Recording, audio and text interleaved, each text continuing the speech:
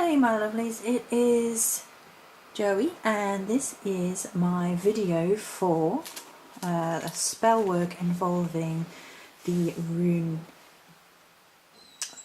Duir or Oak, the Ogham rune. So with the Willow rune we had a healing spell which I felt very pushed to do, so I decided very much so that this was going to actually branch literally into probably a spell for most of them.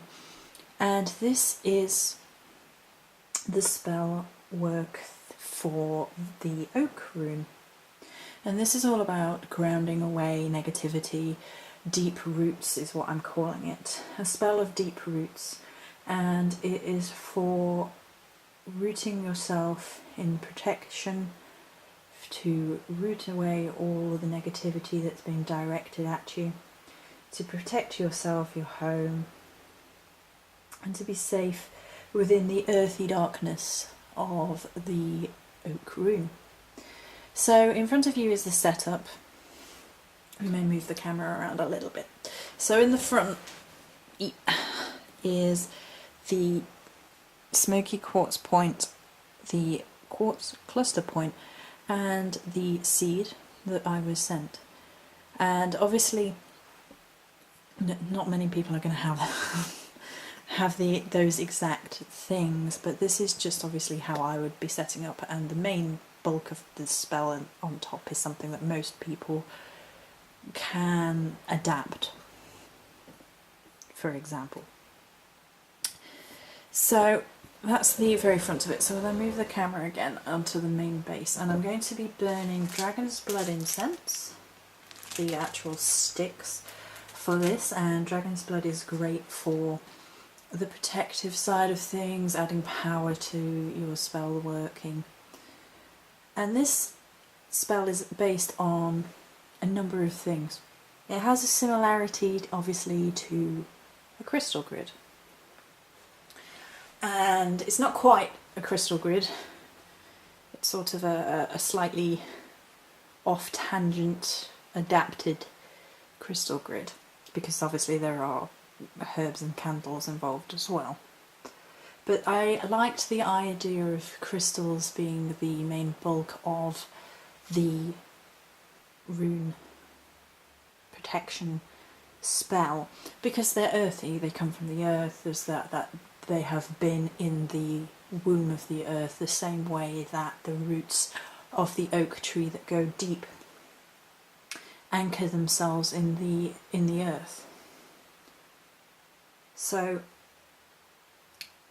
I think we will start from the outside and go in and explain the logistics, if you like, of each element behind the spell working of protection. And spells shouldn't really be just thrown together without due consideration to every element that ties into them. So we have black and white candles, tea lights, which I don't use overly much by themselves, but for the spell here the focus isn't so much the candles as it is the rest, you know, the crystals, the rune energies. And the candles are just the balance. They're the fire in the equation. The incense is the air in the equation. There is a somewhat lacking of the element of water in this immediate spell, which is something I will bring in from an outside source. Perhaps I will use some kind of water to cleanse myself during the spell, or one of my spritzers, or something along those lines. That is up to you whether you want to bring it into your spell in that way. It's entirely up to the mind of the individual. It can be a wise idea to balance the elements each time you do some major spell work. Right, so then we have... oh, I was going to talk about the candles a little bit more, apologies. The candles are black and white for the balance of male and female in all things, the balance of light and dark in all things, above ground and below ground in all things. balance. Both the obsidian and smoky quartz are quite fiery in crystal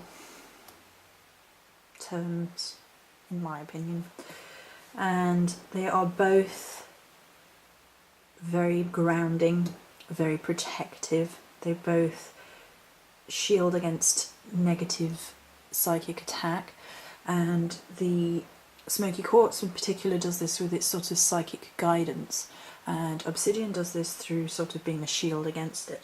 So they work well in conjunction. And as you can see, there is an alternating ring of obsidian and smoky quartz around. And if you consider the rings of a tree, when you will see it when they're cut down, unfortunately, but they are obviously there inside the tree. And that is the idea that we're getting behind. The whole of this spell is going to be about being at one with the oak, being within it, being surrounded by it, being protected by it, feeling the earthy roots connected to you, encasing you in protection. So then there is a circle of herbs, and for my purposes we have used angelica root, Irish moss and oak itself. All of these are quite protective. Angelica root is my herb, the herb I most resonate with out of all of them, the one that I use all the time. It's protective, a powerful guardian, provides strength for women in particular, removes negativity, and is associated with the Archangel Michael in particular. Oak, obviously being completely linked to the rune itself, backs up that energy, but it's also a gateway between worlds, masculine protection and strong roots. So if it's a gateway between worlds, it helps open up that psychic link to putting yourself in a visual protective space. Irish moss is an interesting one, I'm going to admit. Now, some people are going to disagree and say moss is just for luck, but you know, who doesn't need a bit of luck? But Irish moss for me is very much tied up with maca and horse energy, and it's also an offering for forest spirits as well as protection and safe journeys. It's resonated with me, and so I included it. If it doesn't resonate with you, don't. And then we have, again, it looks like another ring of the tree. And then we have another ring, and this is smoky quartz, the flat palm stone, and the one at the back is the large obsidian. Those are the ones Ange gave me, and they're absolutely beautiful in their energy. And then two rough pieces of obsidian. And then there are 4 little quartz points. Quartz has come up this week in conjunction with this rune anyway, but it's also used for the amplification of any intention. Guarding against all negativity is used in healing work to align and cleanse all chakras. Yeah, it can be utilised in most forms of magic as well, but it's basically a really great amplifier, and having the points there is really, really good. And then the rune itself is... I haven't actually started doing the spell yet, so we're alright. I never start doing spells on camera or before I start doing them, before I've recorded the setup. So, knowing how clumsy I am. So then we have the rune of the actual oak rune itself. It's actually within, laying on its side, because I can't make it stand up. But it also works laying across there, because it's basically laying across the whole of the middle intent of the spell. The middle being the focal point, the focus point, the seed from which all else grows in oak terminology. And for my purposes we have an amethyst generator point. Similarly to Angelica, amethyst is the crystal I most resonate with. I consider it to be my spirit crystal with which I connect to the divine. So it lends its power to helping me connect to the rest of the spell in the most easy, if you like, and appropriate way for myself. If you wanted to recreate this in some form or another and you connected to something else, jasper or rose quartz or I don't know, whatever you connected to, there is always a way of utilising the energies within generator points because it's what connects you to the divine most readily and efficiently, if you like. Efficiently is a bad word, but it links you into the divine. Amethyst is also a very, very protective stone, so it works with the energies of the rest of the spell. Purple for spirit, so it represents spirit to me within the scope of the elements. And obviously it is my connection to divine, so it's my connection to spirit, so having the spirit crystal, if you like, in the centre works for me. So I think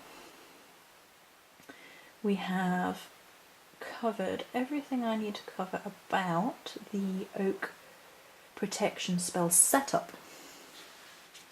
Yes. I haven't actually written my oaky lines yet, so you can't have them. I'll include them in the diary video. How would I then utilise this spell? How would we go about setting it up? I want to talk a little bit about that, but I don't want it to be like a carbon copy thing, so it's up to you how you would utilise this idea. I myself will be meditating with the quartz cluster, and I will be activating the inverted commas crystal style grid with the smoky quartz point, double point. I will be drawing all the energy together, starting at the generator point, similarly how you would do to a crystal grid. And the idea of this is it's going to be as above, so below. So I'm going to be visualising the oak growing above and the roots below this. So that's going to be the visualization, as well as being taken into the womb of the goddess and being taken into earth, into the tree, visualizing the smells and the feel of the bark and the earth around, and being protected, being embraced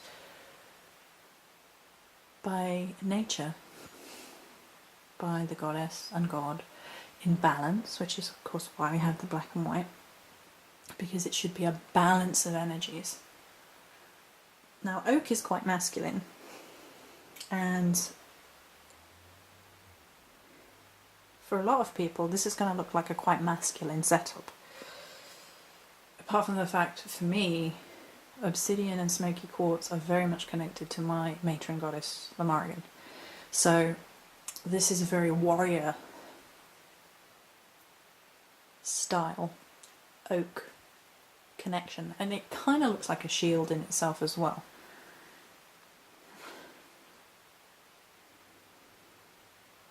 So I think that just about covers everything about how I'm going to utilise this magic.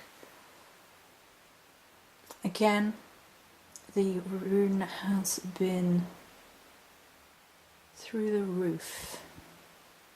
It was the rune I needed, and it has brought the clarity and the strength that I needed.